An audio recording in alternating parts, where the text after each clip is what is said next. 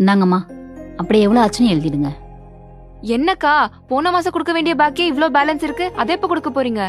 அட இருமா, வர காசு வாடகை கொடுக்கவே சரியா இருக்கு. உங்களை மாதிரி கடை வச்சு தொழில் பண்ணாலும் பரவாயில்ல, கையில காசு புழங்கிட்டு இருக்கும். ஏன் நீங்களும் ஒரு கடை வச்சு தொழில் பண்ண வேண்டியதானக்கா? கடை வைக்க காசு வேணாமா?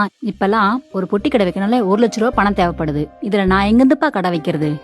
1,00,000 ரூபாய்லாம் வேணாம்க்கா, வெறும் 5,000 ரூபாய் இருந்தா போதும். நீங்களும் சொந்த தொழில் ஆரம்பிக்கலாம்.